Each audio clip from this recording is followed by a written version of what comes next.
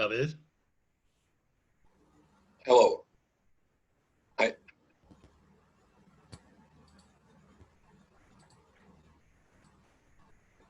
Ti'n cloi fi, Dafydd? No, da chi'n clywed fi? Yndw. Mae llun fi wedi diflannu'r ar y sgrin.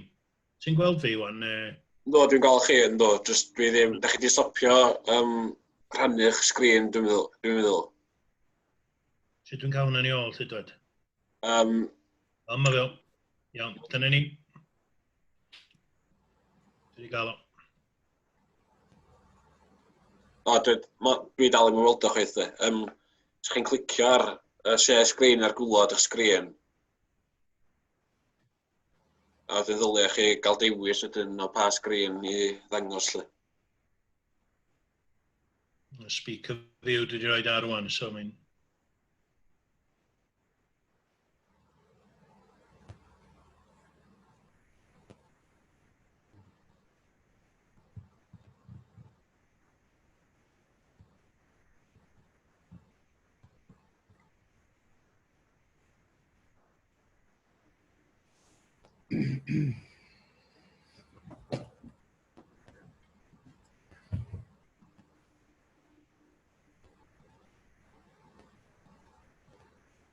Chi di gael o agor? Mae i fi'n dangos i fyny, ond dwi'n gweld un ti, dwi'n gweld y wyneb di, ond... What do you see on your screen, Gareth? I can see Geraint and me at the top. Yeah. And you in the bottom, but no video. And then there's a background. I think it's my PowerPoint actually at the back. Do you want to upload yours ready now, then, Gareth? I've stopped sharing. Are you doing yours first, though, Geraint? Or is that? Yes. Yeah. Well, you want to go first, then, don't you? No. I'll be introducing you. I just want to say a bit, and then I'll introduce you. Right. Hang on.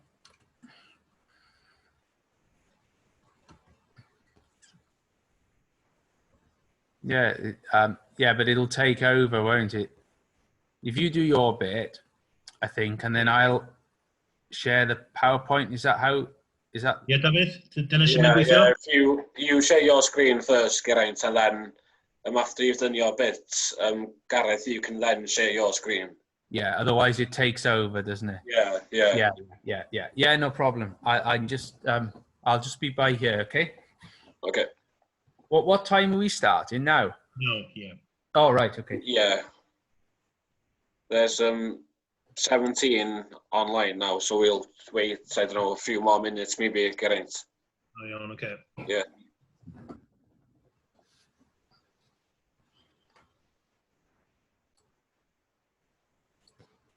Mae sgrin o ddi wan, dydy.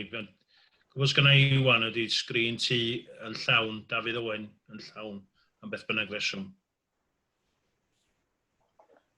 Iawn, mi ddylai chi allu sherio sgrin chi, ydy.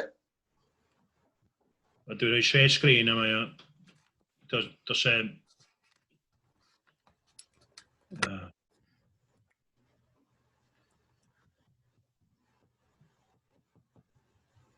Sori, dwi'n dallt. O, nawn ni adael o fel mae o rwan, lle. Do'n ni'n gallu gweld chi yn... Pryd mae Gareth yn cychwyn geith o rhannu efo, lle. Ynddi?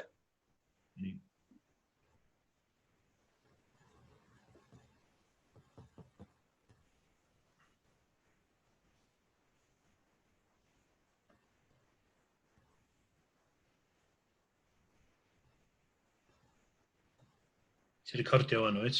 Ynddo.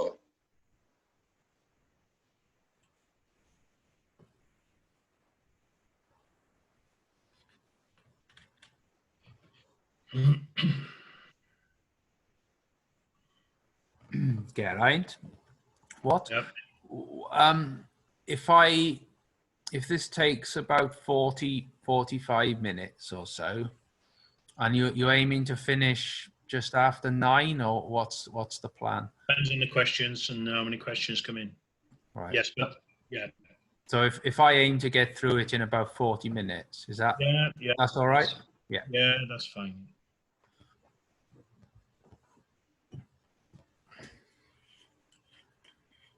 Ie, so. Dwi'n nawn ni gychwyn wan, Ger. Iawn, okay. Yep.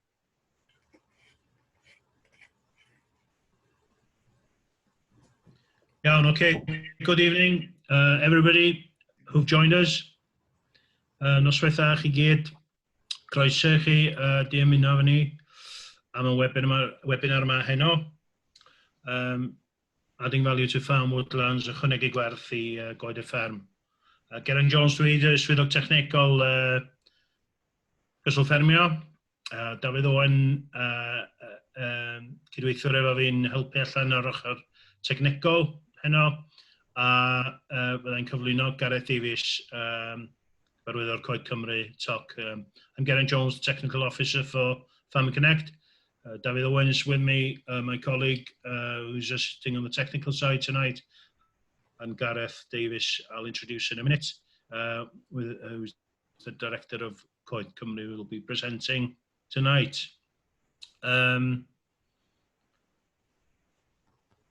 I'll just go through a couple of things to start with. Gareth will be doing the main presentation. There is a Q&A tab on the bottom of your screen, I think it'll be. So if you want to send any questions in, please do it through that Q&A tab, and then we can have a question and answer session at the end of the presentation. And the key topics tonight that you'll see in the presentation. The service provided by Farm Connect will be, you'll be able to access for advice and support through the service, advisory service mainly in the form of clinics and surgeries, but also woodland management plans, business plans, etc. So that's 80% funded through the advisory service. We've also, there's a mentoring service if you're interested in getting support via a mentor for woodland management. Specifically, the list is on the website. If you need any more information, you can email myself or David and just ask, and then we can answer your questions. There's also a feedback form at the end of the webinar, which we really need you to complete, please. It really helps us make decisions for future webinars and allows us to analyse sector needs and your needs, and to address any topics that might we want to bring to the fore. So please, yeah, if you could do the feedback at the end, it's really useful for us. So with that, I'll formally introduce you now to Gareth Davies, Director of Coed Cymru, who will present tonight on managing farm woodlands, small woodlands, and adding value. Iawn, Gareth? Okay, thanks, Geraint. I'll just load this PowerPoint. I haven't really done one of these online presentations before, so if any issues, just send a comment or something, we'll try and address it. Right, I'll just get the PowerPoint up and we'll start.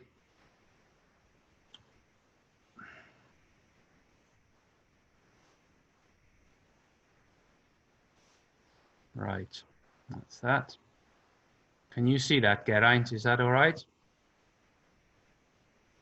Yeah, that's fine, Gareth. Yeah. All right, thanks, David. Okay, I'll just start. So what I'm going to talk about today is how we approach the management of smaller woodlands. We're not really into big forestry parcels or anything like that. I work for Coed Cymru. A little bit about what we do. We basically create and manage woodland in Wales. The majority of our clients are farmers. Almost all our clients actually are farmers.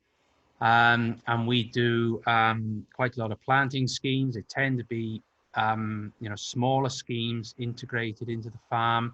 We do a lot of, we do woodland plans. We have done small grants, hedges, stream sides, that kind of thing. We do quite a bit of timber sales and felling licenses now, and that's mainly obviously what I'm going to talk about tonight. But again, fairly small scale on the scheme of things, and mostly on farms. And we also do woodland carbon code. We had the first group scheme for that in Wales, and there's a lot of interest in woodland carbon. I'll come back to some of these points as I go through the presentation. Just a background to woodland and forestry cover in Wales, just to put the smaller woodlands into context. We got about 300,000 hectares of forestry and woodland in Wales. Welsh Government estate, NRW, is about 40% of that. Other ownership is about 60%. Of that other ownership, about half of it is farm woodland, if you look at the statistics, and it mainly comprises smaller forestry parcels. So in the context of the woodland in Wales, the total woodland cover, smaller woodlands found on farms are actually really important. It's about a third of what we've got in Wales. And as I said, most of our clients are farmers. And I think one of the key things for us, and one of the reasons I think we're so busy at the moment as well, is most of our clients have some woodland on the farm, and a lot of the farmers want to plant more. So a lot of our clients are looking to plant and manage what they've got. And I think it's really important, if we're going to plant more woodland and more economic woodland as well, that we make the best use of what we've already got. And I'm going to go through now tonight, about half an hour, 35 minutes, something like that, just about the main issues that we come across and how we approach the management of small woodland parcels. So this again is just an aerial picture. It could be anywhere really in Wales. This is the sort of thing you'll come across when we're talking about this. So this is a farmed landscape. I think this is in the Dyfi Valley somewhere. And you can see how this woodland sort of integrates into the farms and into the landscape. But they're still economic. We still provide an economic outcome from quite a few of these woodlands, and I'll go through all this now. Woodlands provide a range of public goods and private goods, private being more, direct timber income, etc. Public goods, things more of value to wider society, so you've got water, carbon, biodiversity, connectivity, shelter.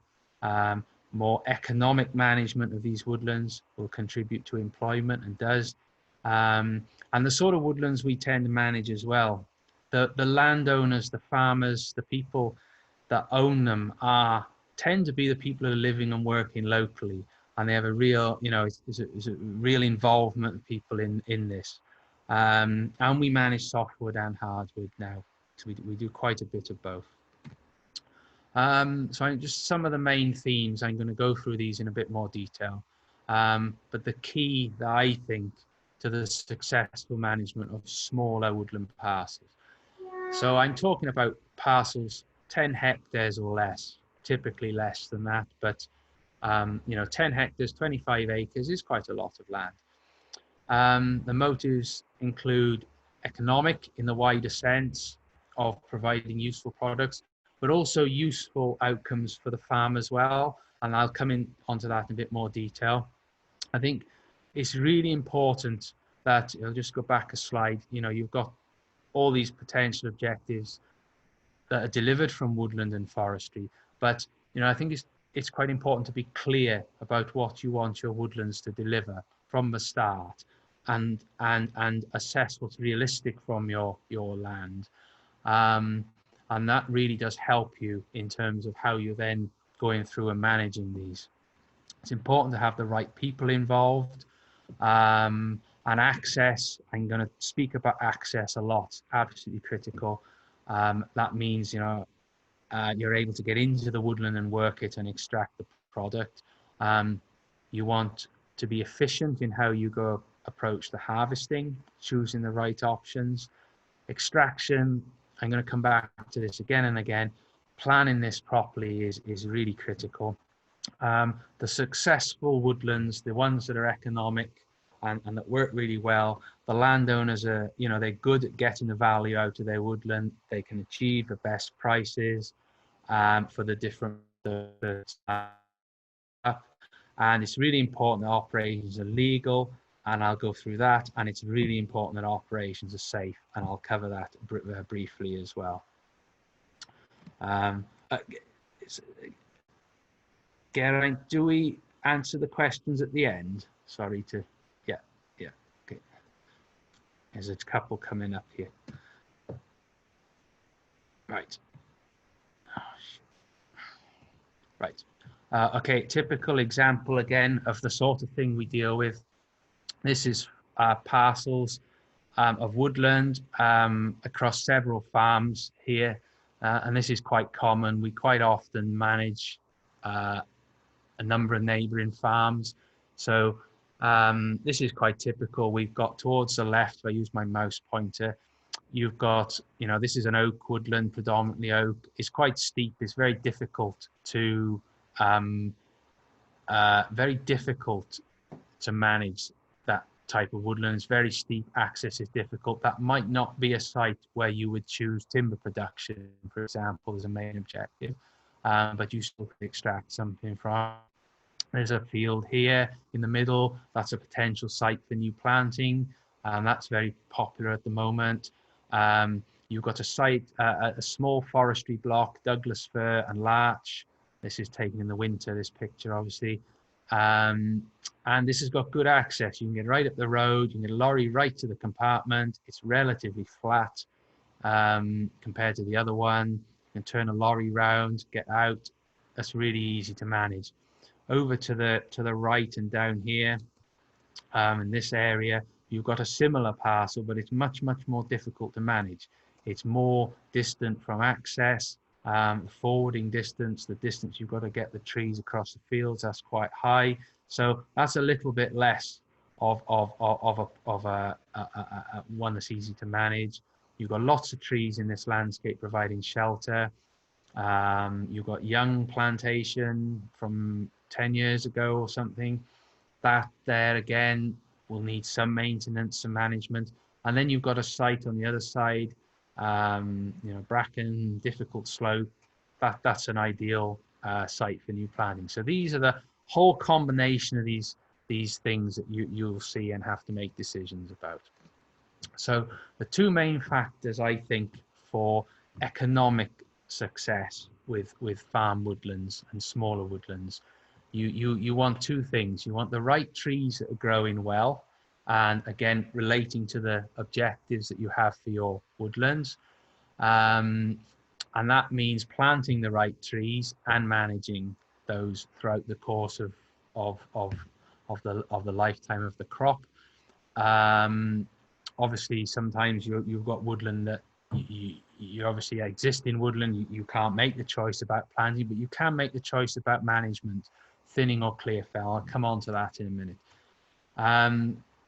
Access, I'm going to come back to this all the time. Access is critical.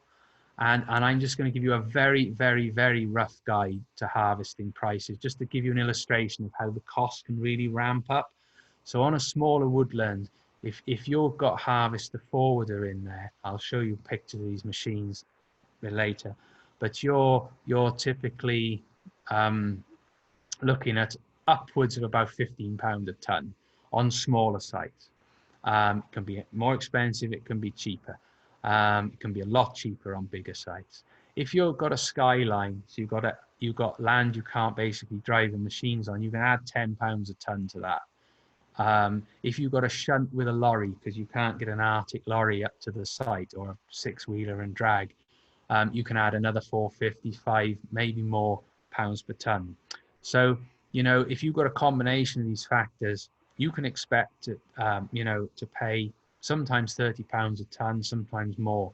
But the point of this is there'll always be a lot of variation in prices. I don't take these away as a benchmark, but the point is to show you how the cost can ramp up. So, and it comes to the conclusion that some woodlands, you wouldn't manage for timber production. So it's really important to forward plan the operations. It can take a minimum 13 weeks, absolute minimum, to get a felling license. So, I'll come back to the licensing later, but it's not something you're immediately going to go out and do. You need to plan the work. The good contractors are busy. Everybody's very busy. It's going to take time to get the right people onto your site.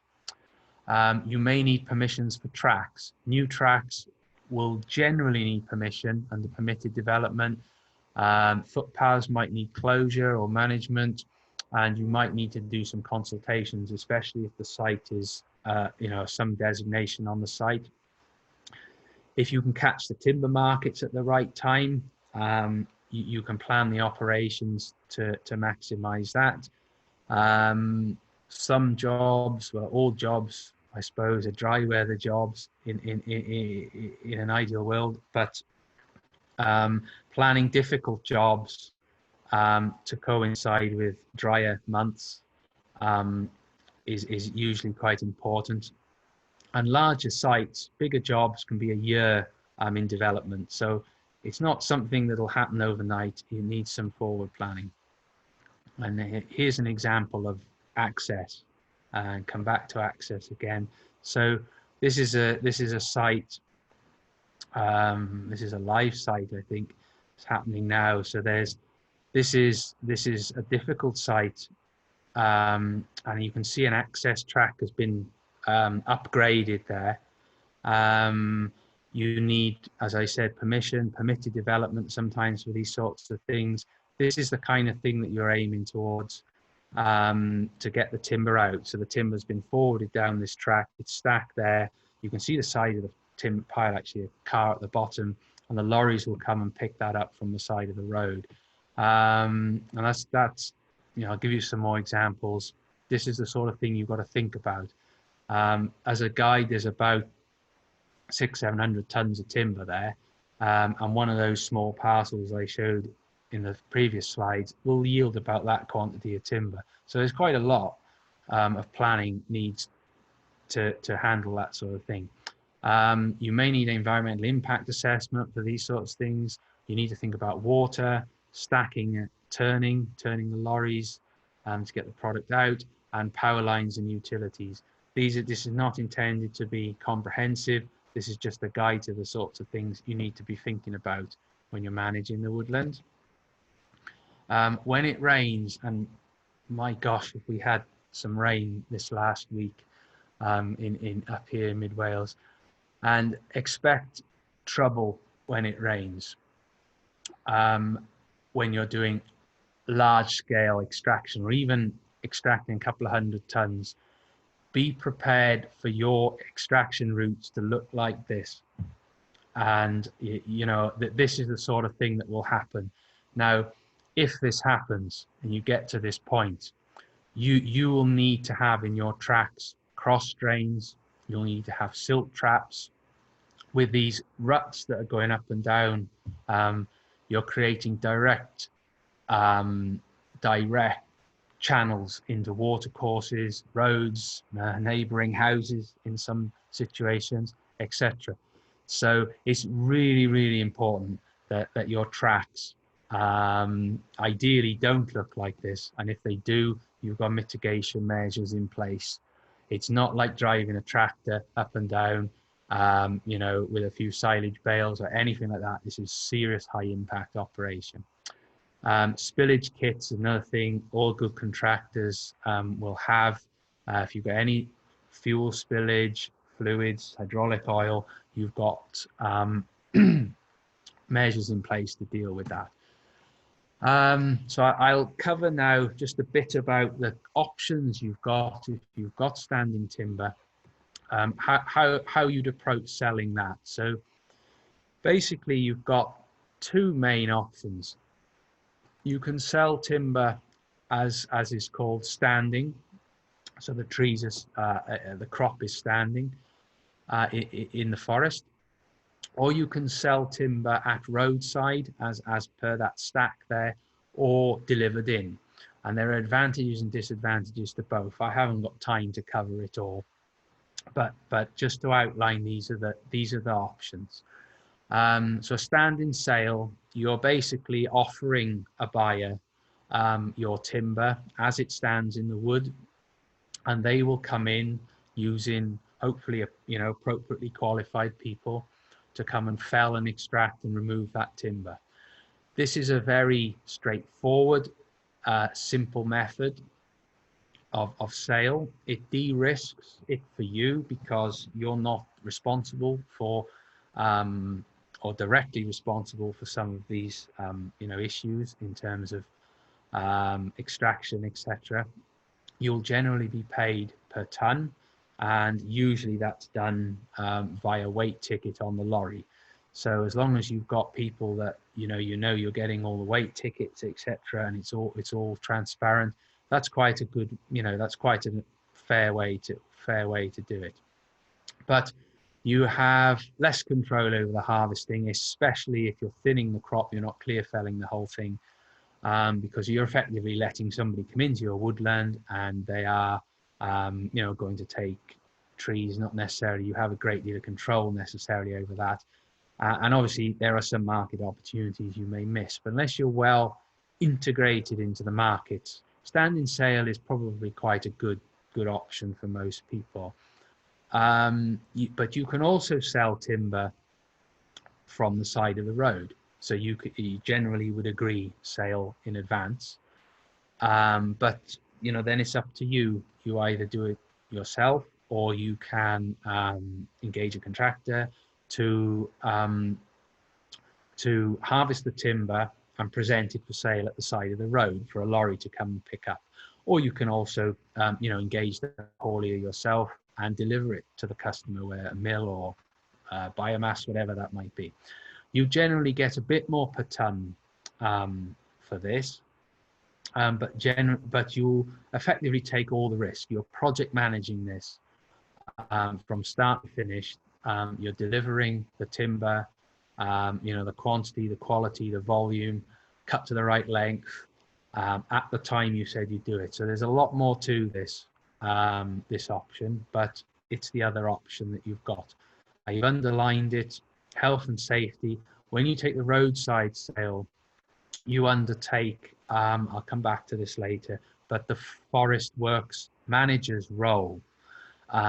So you are basically responsible for the whole health and safety of the harvesting operation if you're roadside. With a standing sale, you would be careful how you do this, but you would generally not be responsible for the direct health and safety on the site. So I hope I'm not going too quickly rushing through this, but I'll move on. Here's an example again. This is a roadside sale. This isn't actually one of our schemes, but I passed it the other day and I thought it was a really good example of a tidy, organized site. Timber is there, it's stacked into its different product. You've got, you've got a range of products here, bars and fencing, logs, and you got your biomass pile, and it's just ready, it's tidy, it's all done well. So when you have a crop of timber that's reaching a certain age, you've got tend to have two options about how you manage a piece of woodland, piece of forestry. And you can either do that by clear fell, which is removing of all or most of the trees on site. I'm talking about sort of smaller parcels of a cup, maybe up to a hectare or more, that kind of size. So you would clear fell, take the whole crop out, or you could decide to thin the crop, and particularly where you've got younger trees, 20, 30-year-old trees, you might decide that thinning is an option. Now, with a clear fell option, you obviously get more cash flow immediately because you're selling the whole crop. You do this particularly if you don't really see any future potential in the crop. So, if you've got a poor crop, it's not doing brilliantly, clear felling it, planting something else is often quite a good option. This is what we would do anyway. It's also, if you've got really bad access, it's going to be very difficult to get to the site regularly to do thinning. Then that's another option you've got, which stacks up, is clear felling it, starting again. And also it spreads cash flow, clear fell, only when you've got very, very large portfolios. So if you've got larger woodland estate, most of our clients don't, but you can clear fell, have a program of clear fell and have a regular cash flow. That's not going to be easy to do on a woodland of 10 hectares, particularly. It can be done, but it's going to be less of an issue. So we tend to do quite a lot of thinning, and we do this particularly if you can see a good future potential with the crop. It's our default for broadleaf, but we do a lot with conifer as well, and we also thin larch. Actually, larch is at risk of disease, but we have thinned larch recently too. So you do that when you can see that you've got future potential in the crop, and you can take generally poorer product initially, but then you can, your product, you'll take regular thinnings, and then you hopefully be increasing the value of your standing crop over time. And that's really good on sites where the trees are growing well and you've got good access, the two key points I mentioned earlier. You've got risks to both options. You've got risk of wind blow when you start to thin. There's lots of risk, but just outline the two basic options. I don't think there's a default option. I think you should choose which option suits your particular situation and your reasons for managing the woodland. And oh yeah, I put this in. It doesn't matter what you do. There's always somebody who'll tell you you've done the wrong thing, and you could have done it cheaper, etc. So just an idea about what harvesting and extraction systems look like. On the left, this is a harvester, 8-wheeled harvester. It's pretty typical of the sort of machine you'll see around. The machine on the right, this one here, is a forwarder. This is specifically designed to go into the forest. These machines will go anywhere pretty much, up to a point. And they will extract, they'll lift, crane the timber on, extract it out, very, very efficient. But the issue you have, and lots and lots of contractors have this scale of machinery now, but you know, this is a full-size Arctic. It fills them, you know, the 26 ton, these machines typically, some of the bigger ones, they'll fill, you know, they fill an Arctic lorry and low loader. So access to site for the sorts of things that we do is a big issue, getting these machines into site. So you've got to really, you know, there's costs and benefits to these things, that they're not always an economic option for the smaller sites that we tend to manage. Even skylines now are generally on excavator bases. Example on the right hand side there in Scotland, that's 36 ton excavator. That's massive. And you know, they used to be on the left, there is an old Leyland tractor, Forestry Commission built skyline. And you know, a lot of the sites that we manage on farm woodland, you know, it's this tractor scale equipment that's suitable. So the size of these machines is a big issue for us, and we have to look at small and mid-range things.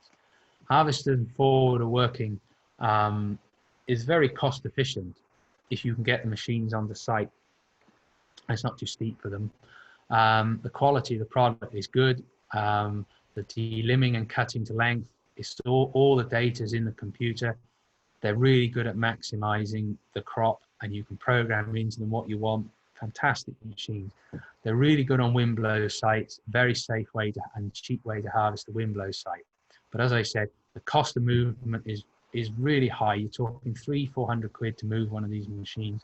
So you've really got to have the tons to make it pay. You know, access and space, ground impact, as I've shown with the tracks, can be high, and they're not always the most economic,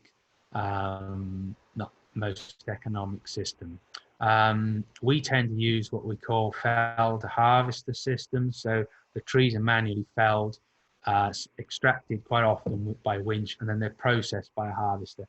So the harvester doesn't move or can't move through the site, but you still get the processing done with the machine, but the trees are felled, you know, old school and winch to the harvester. That's pretty common for the sorts of sites that we manage. So what we're looking at, this is the challenge that we have, and I'll give some examples in a minute of these sorts of machines that we use. And we don't do the harvesting ourselves. Everything we do is done through contractors. But it's, oops, sorry, I can't read the slide because some big box has come up. So it's choosing the right management options, as I've said, the right scale. We look as much as we can to get funding for tracks and access. Getting the tracks in the woodlands is massive. And what's really interesting at the moment, excuse me, I live and work now in the Dovey Valley, and we did a lot of work around here 20, 25, 30 years ago. And we're now going back to these sites regularly. And what we're seeing now is the quality of the timber is starting to really improve from that early intervention, and the tracks are there. And these predominantly broadleaf sites that we manage, but you can start to see some economic potential from the work that we were doing 20 odd years ago. And that's really encouraging. And this work is really, you know, it does pay off. And so we look for funding for tracks, and we've got a Welsh Government SMS project now, which we're just about getting going, which is funding some of these. Only a small amount of money, unfortunately, but this is really important. We try where we can. Increasing timber quality is really important in terms of the economics, particularly of broadleaf woodland. There's lots of issues with broadleaf, squirrel control, etc., etc. But we focus on that if we can. Look in a smaller scale, efficient extraction, Lots of these smaller woodlands grouped together, you know, they start to actually become economic as units. So you know, we do quite a lot of that. We look at localizing certain markets. I mean, things like people making their own fencing stakes, things like that. We're looking at a whole range of things. So we have to be a little bit more proactive, a little bit more innovative to get the value out of these woodlands. This is an example of a tractor and a winch, a farm tractor. This is the sort of thing that, you know, if you've got, obviously most farmers have got tractors like this, and you can extract quite a lot of timber with the right training. You've got focus on forestry first. Through Farming Connect, there's training. Geraint will give you all the details. But you can get a winch. This is actually my tractor, my winch, and you know, that winch, I think I paid about £2,000 for it, and that will extract a lot of timber on the right site with that. So you've got plenty of options at this sort of scale. These are two forwarding options. The one on the left is a smaller version of the big purpose-built forwarder. That trailer probably about 7 or 8 tons gross weight, but that's a relatively cheap option. There's lots and lots of forwarding trailers about secondhand, and you know, you pick one of those up for between 5,000 and 10,000, a good one secondhand, and you know, you can do a lot with that. So at a small scale extraction, you can soon be into winching and extraction with tractors that you have on the farm relatively easily. The one on the right, bottom right, that's the higher end of the tractor scale. This is about the biggest one on the market. This is a drive trailer. The back wheels are driven, hydraulically driven off the tractor, PTO.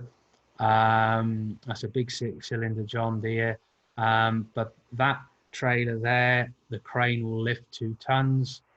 And you've basically got yourself, if you've got a tractor like that on the farm and you don't mind taking it into the woods, you know, that is a proper forwarder. You've got a 6-wheel drive machine there, and that trailer there, 15,000, 20,000, something like that. So for clients, farmers out there with a bit more woodland, a bit more forestry, that's a potential, you know, option as well. I say, let me just skip forward a couple now. I go back. Sorry, I had an example of some more machine. So I won't. Let me just see how we're doing for time. Just a second. All right. I've got about 10 minutes left. So again, the basis for economic management of sites. I'll go over this again. Matching the right species to site, obviously when you're planting, but also restocking. It's really important. You're growing for a market, objectives, all these questions, and these are the sorts of things forest managers, people like us, you know, we can help you with. And Farming Connect have a program, but also program of advice. What I also want to say is, when you're thinking about economic, this is the woodland that's economic. This is the farm shelter belt, and the shelter, and we studied this a lot, and that's providing a lot of that's providing significant improvement in grass growth. It's helping, you know, with lambing, shelter and shade. This is an economic woodland in the farm context, and it's also been designed that when the sheep are coming off the hill, you know, they're funneled into that gate onto a hard standing area. So think widely about what economic means to you.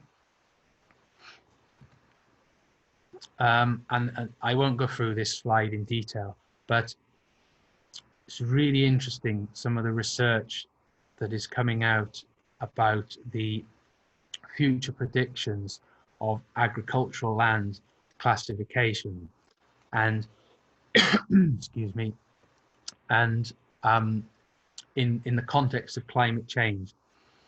And Welsh Government a couple of years ago produced a predictive agricultural land classification map.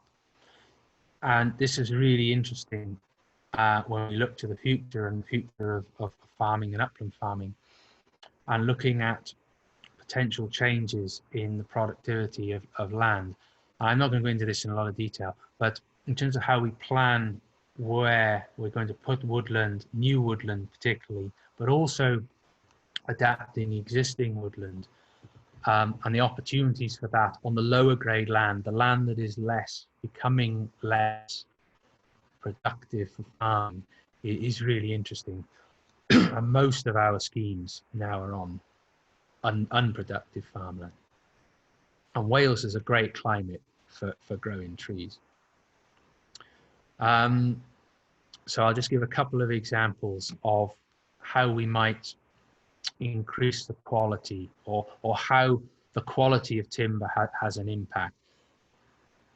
This is quite a poor crop of larch. It's oval from lack of thinning, and really you haven't got many options for selling a crop like this.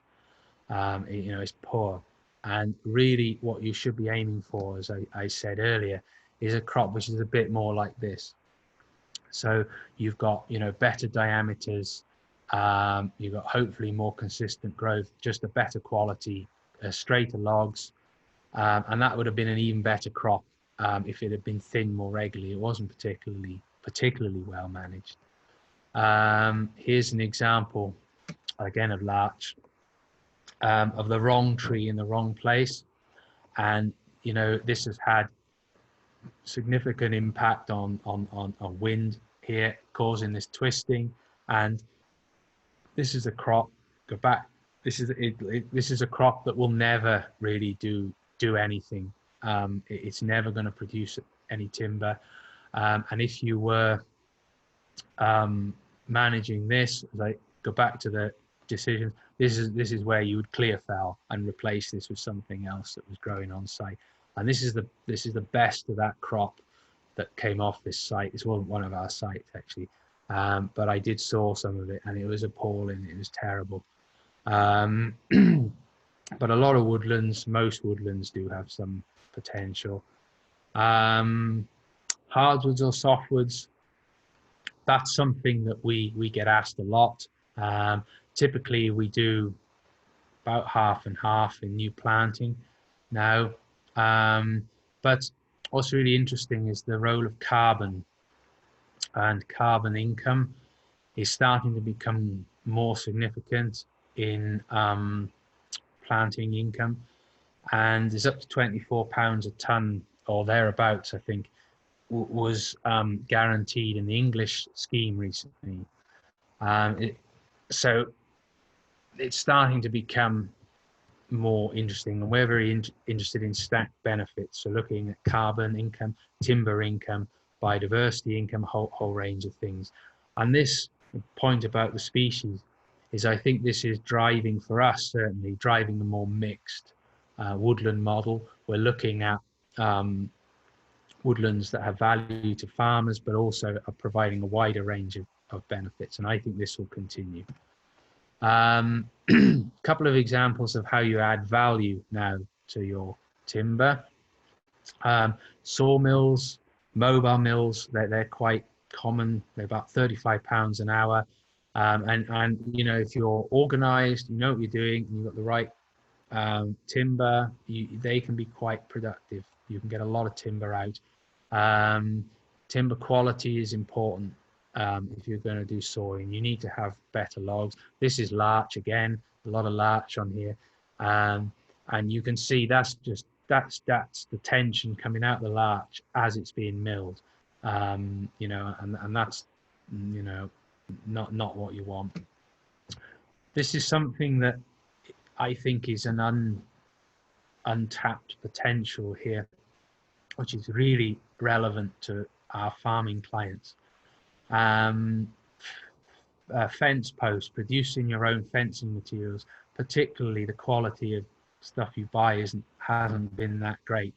Making your own is actually really economic, and it's something that, again, this is a typical on the left here, a machine. post peeler pointer, which is run off the tractor PTO. You can run it off a very basic tractor. I've got one of these, run it off a super major. It's really good.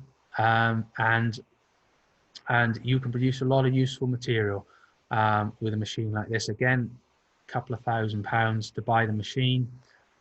Cleft oak stakes. If you've got the right timber, relatively straight grain you need for this, doing this by hand can be really quick with the right material.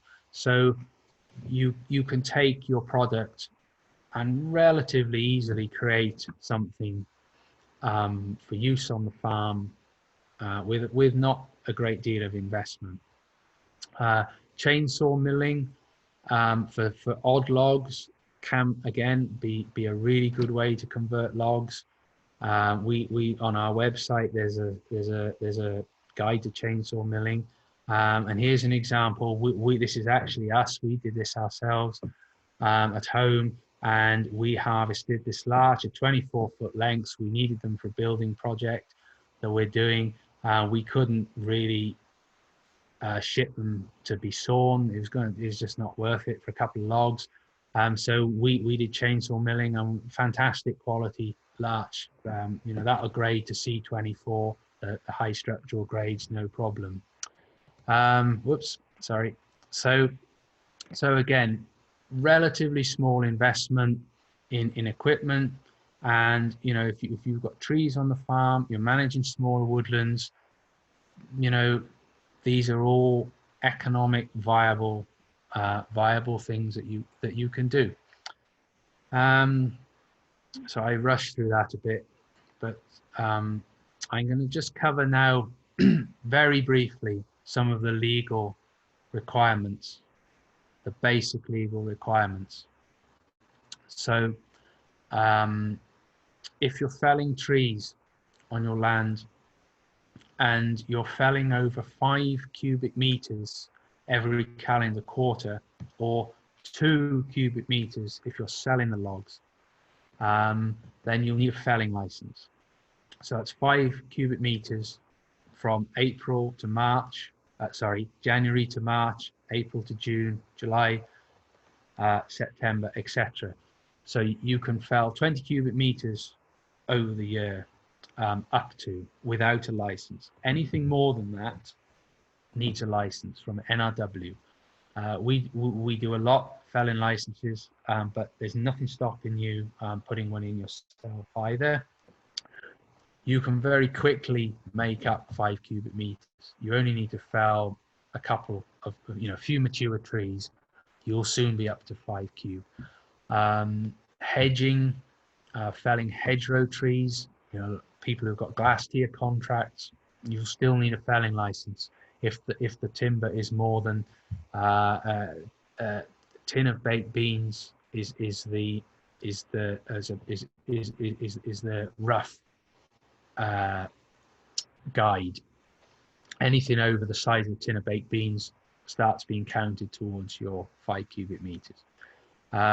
So again, contact Farming Connect or us, or any management forestry companies out there. There's lots of them. To make sure that what you're proposing to do is legal. You'll have, there's regulations around protected species. Make sure you know what designations apply on your site. If your woodland is a triple SI, there's going to be an extra layer of consultation needed before you do anything in that woodland. NRW produce top there a booklet on tree felling, getting permission. It covers all these sorts of things, and I can email that to you. It's on their website. It's no problem. And right, I think we're getting to the end now. So I just want to cover very briefly health and safety in forestry. This is a big thing now in forest operations.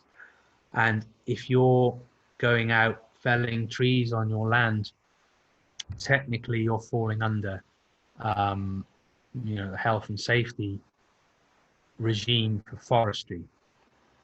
And I'll just outline this very briefly. So you will, if you own or a tenant of the land, you will be the landowner in health and safety, under the regime of health and safety. The Forest Works manager is the person who is managing the work that's happening on that site. So where I said, if the sale of timber is to the roadside, you're selling the logs from the side of the road and you're managing that operation, you are the Forest Works manager, and you are therefore responsible to implement all the health and safety guidelines on that site that's happening. A contractor or subcontractor is a person that you bring in to do the work, and the worker is, maybe the person on the chainsaw, that sort of thing. So I'm speaking to the landowners now, the people that own or manage the land. So you are responsible for ensuring that you have a competent Forest Works manager. And as I said, if you appoint the contractor yourself, you are the Forest Works manager.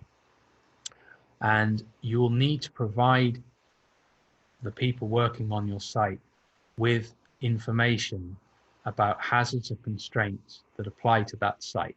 So, for example, power lines, underground cables, public access, informal access, those sorts of things that will make the work or allow the work to be planned in a safe way. And it's quite becoming more and more prescriptive how that applies now in forestry.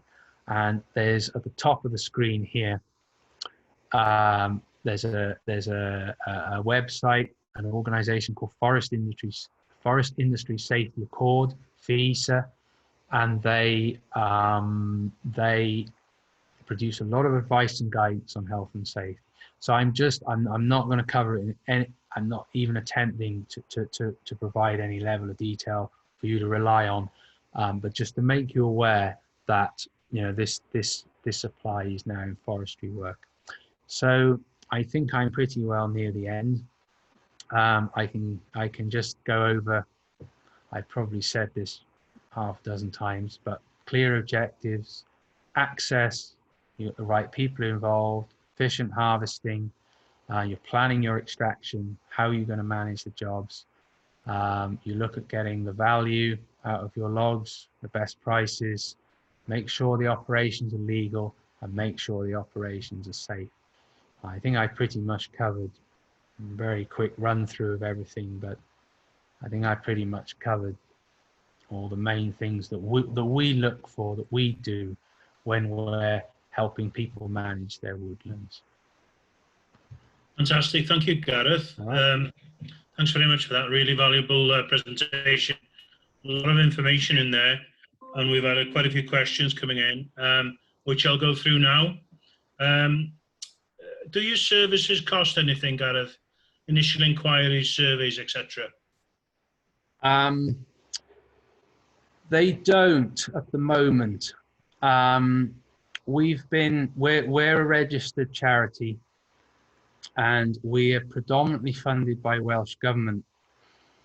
But more and more we are finding that we are either being forced to charge for what we do because the government budgets aren't there anymore, or we're moving in that direction. So what we have a commercial or semi-commercial. We're not a fully commercial company, but charities can't charge for services really. So the short answer is we'd have to charge for some things through a commercial structure, and other things that we do, we apply for funding through our charitable side and run projects where we can, where it's of value to our clients and to our members. So things like felling licenses, we have to charge for that now. Okay, thank you. Next question. How long from planting and establishing woodland to harvest, and talking prominently about conifer there. For conifer? Well, yes, it doesn't state, but you'd be talking conifer, wouldn't you? How long from planting to harvest? Well, it depends a lot on the site, what you're planting. But you would probably be looking at something in the region of, it depends what product you're looking for as well, of course. Probably looking 35, 40 years for a clear fell, or, you know, any system. You can start thinning.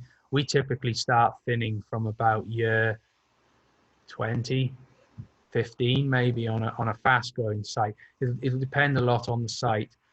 I own some forestry myself, actually, and we've just done a first thinning on it about 22 years, and we've taken a couple of 100 tons out.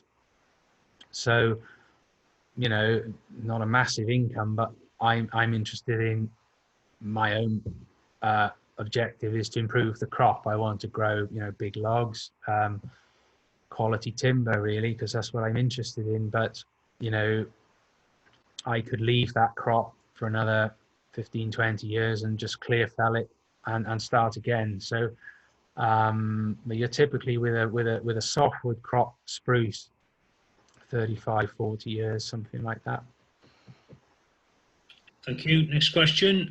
Does Coed Company keep a register of contractors with smaller kit, such as Ulster forwarders, etc.? We do, but we're not, you know, we have limited resources. So, you know, we used to do a lot more of generic information and collate lists for contractors and sawmills and etc.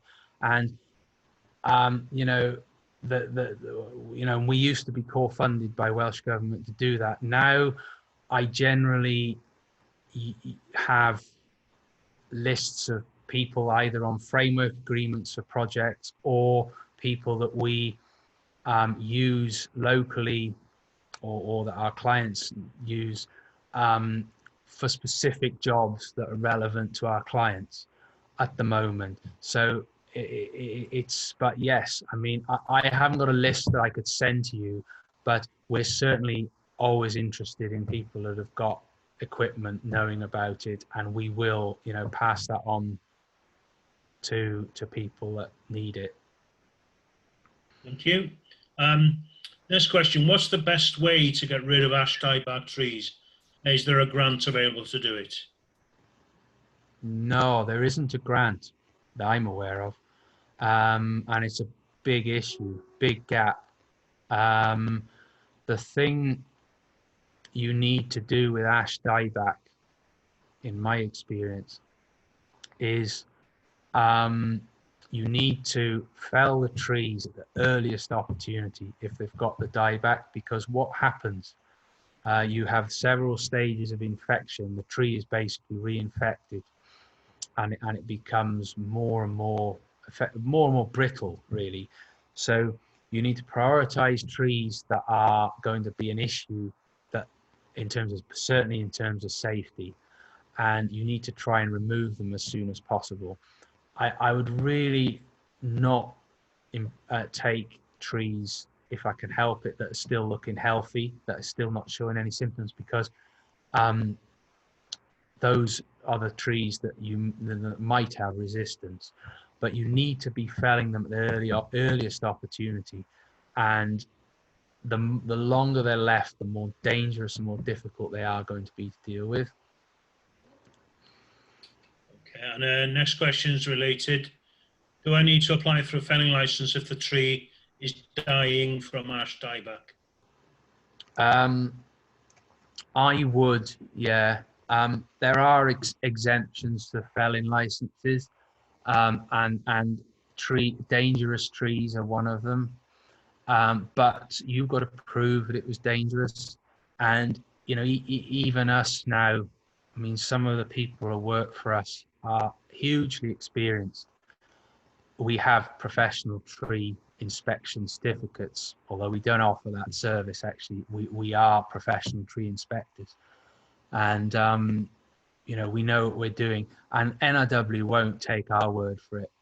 So, you know, we've had we've made appeals and said, look, this tree's got to come down. Councils have been along the sides of roads and said these trees have got to come down, and they won't take our word for it. So you need to demonstrate by having a professional inspector's report, which I don't do, but you have to have that to convince them it's outside the scope of the license.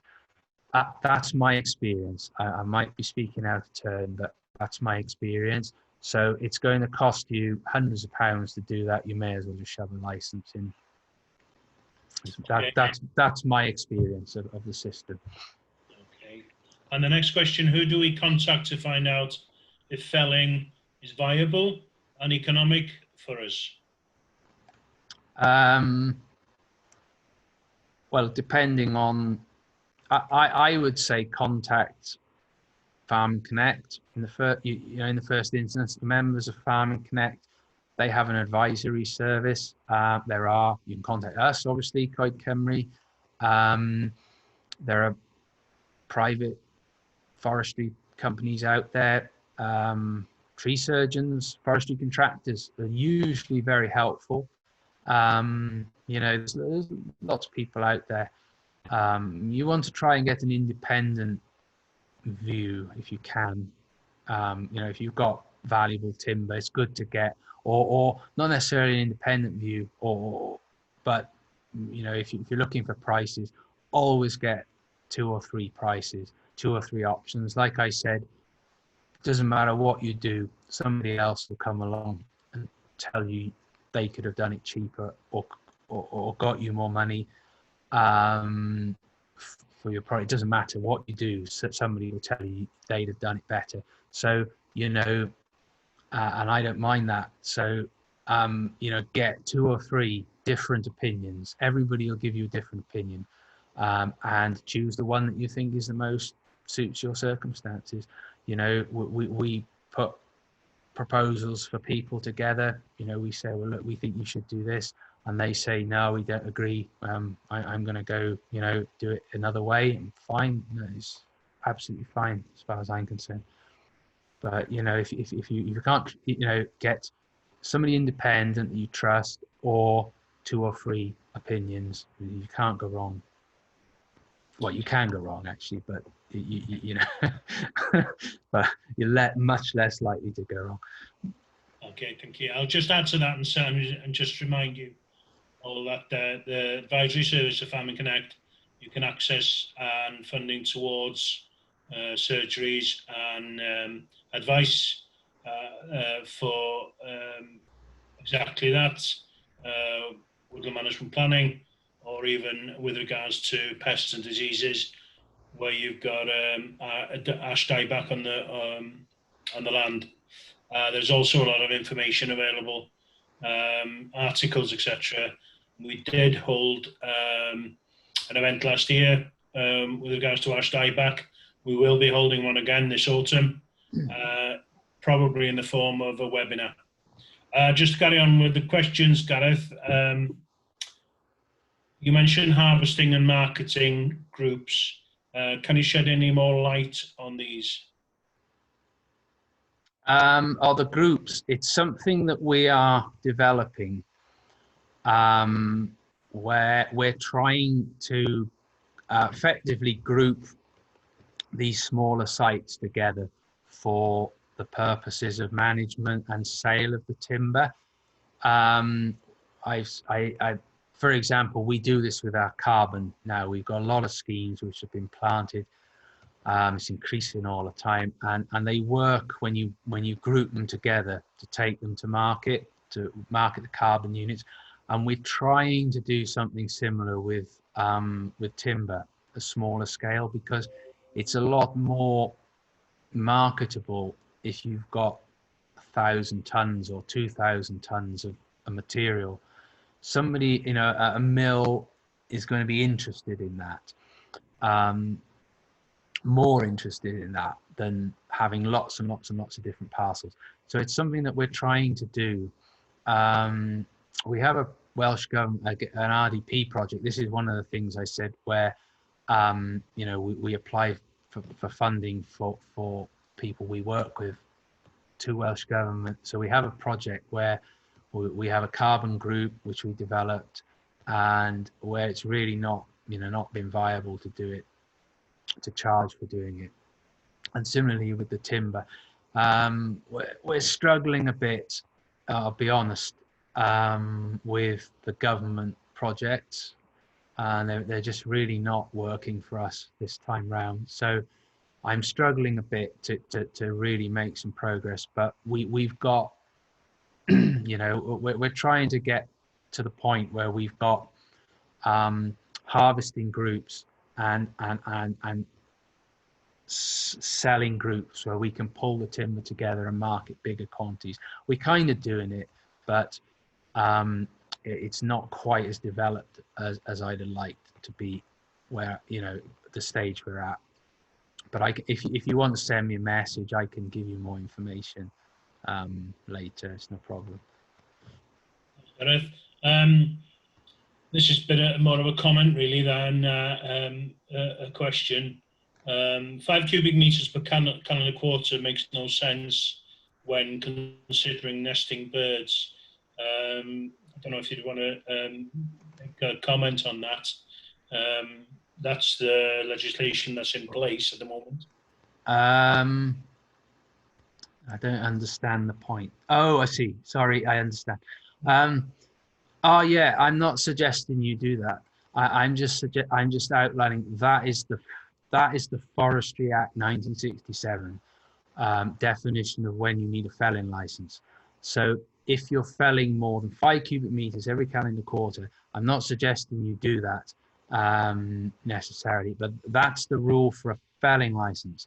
Now, one of the environmental constraints is the Wildlife and Countryside Act 1981, which has specific protection for nesting birds. And everybody that fells trees, if you're out there on the saw felling a tree, you should be checking for nesting birds. We do bird surveys for Schedule 1 species as well. So it's not really, I totally agree with your point, but it's not really what the felling license was designed to make people do necessarily. And even if you were to fell in the summer, we have to fell trees in the summer. It's impossible not to, but there's a whole range of other protection for nesting birds and other protected species. Okay, and last question for now. Do we need planning permission and harvesting in the national park and its SSI habitat? You won't need planning permission. I don't think you will, but you may well need to consult the national park.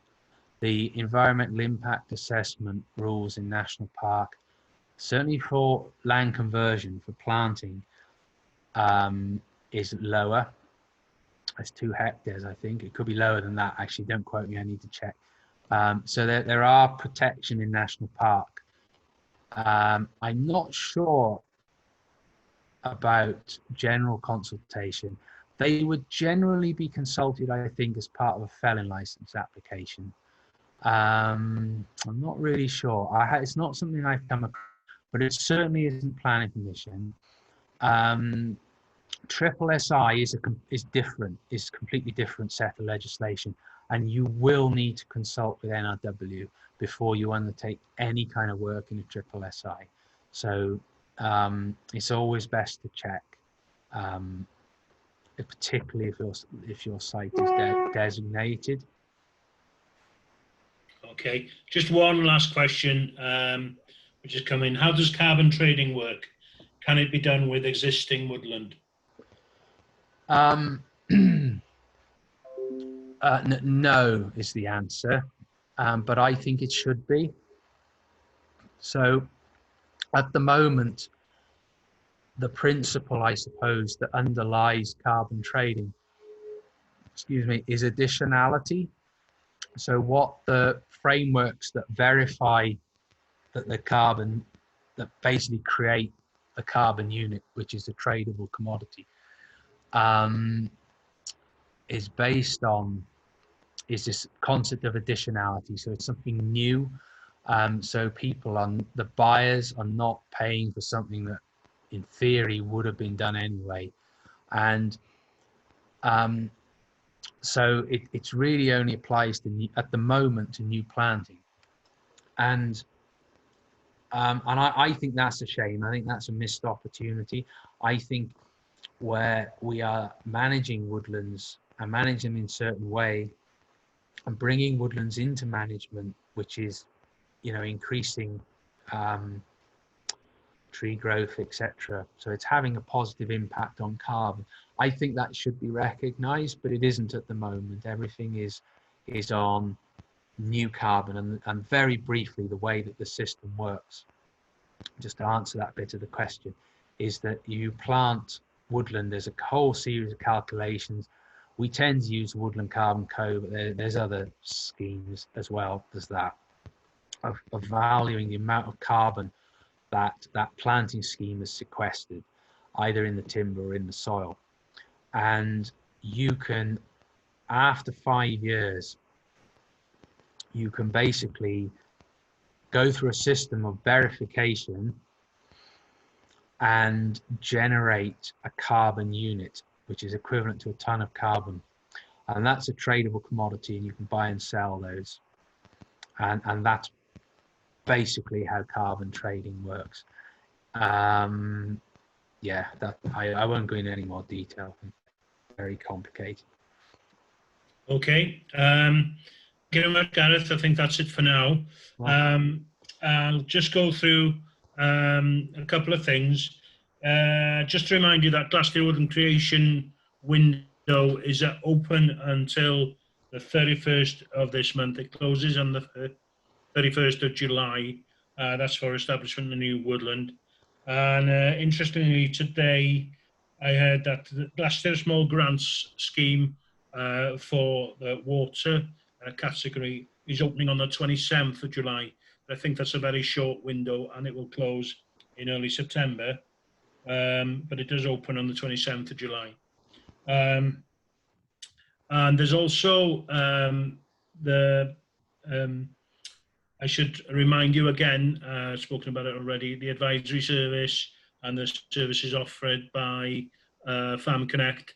All information is available on the website, but just to mention the skills training, the window for skills training is shut at the moment, but again, there's a training booklet available on the courses that are available on the website for you to have a look at. I will mention that we have a very busy program of webinars next week during what should have been Royal Welsh Week, Royal Welsh Show. So specifically from the Monday through to Thursday, pigs and poultry will be the theme for Monday, red meat for Tuesday, dairy on Wednesday, forestry and horticulture on the Thursday. And we have on the woodland side 3 webinars. The first one at 10 in the morning with a market update in the forestry sector in Wales and an overview of that by Iwan Parry, Till Hill Forestry. 2 p.m. in the afternoon, I'll be giving an update on Farming Connect projects in the woodland sector with regards to green infrastructure improvements at Bedwarian in Chefn Bala, and post-planting care and maintenance of trees. We're evaluating and monitoring different methods at Mologan Awr. So then on to the evening, we're very, very lucky to have Dr. Tim Pagella presenting on agroforestry, the meaning of and the value of to farm business, sort of agroforestry to farm business in Wales. That's at 7 p.m. in the evening on Thursday evenings. Don't forget, you still have to book on to the webinars, as you do now. But we're in for a very busy but exciting week, I think. And I should also tell you that this webinar, as with all webinars, will eventually be up on the website, so you'll be able to go back and check a few things. If there are any questions that you want to send to Gareth, you can send them direct, or you can send them via me or David through Farming Connect. And can I just ask you, before we draw this webinar to a close, just to complete the feedback form, please. As I mentioned at the beginning, it's really, really important for us, and it's a means of actually getting so we can analyse and find out what you want to know about next, so we can plan more webinars. We have a strong programme throughout the autumn and winter that will be up and available to see on the website. That's about it from me. I'll say thank you very much again, Gareth and David, for helping tonight, and we'll say good night. Thank you very much.